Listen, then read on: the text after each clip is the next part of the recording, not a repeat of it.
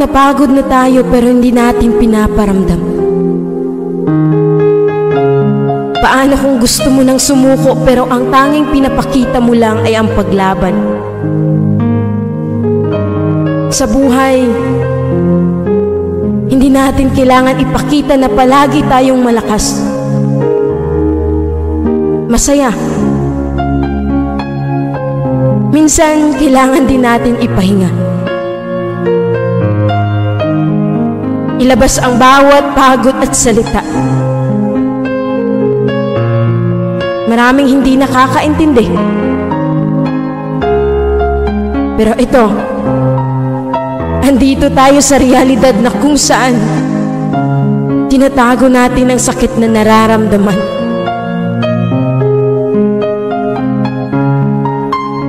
Kailan ba dapat tayo magpahinga? At kailan sabihin na ayaw ko na? Kasi maraming pagkakataon na ang sarap bumalik sa umpisa, na walang iba.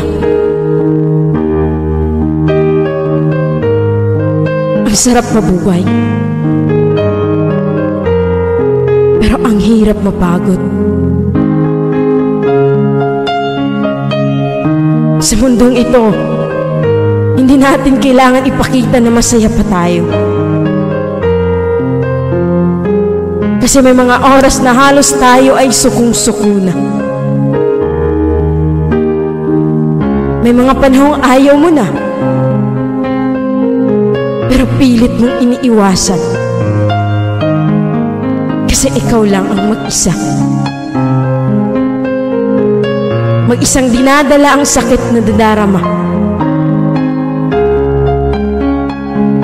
Alam mo yung pakiramdam na walang-wala ka na. Wala ka nang masabi. Dahil pagod ka na sa paulit-ulit na sakit. Yung parang ayaw mo na.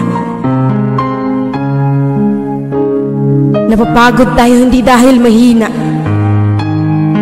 Napapagod kasi nangangarap at patuloy na lumalaban sa buhay.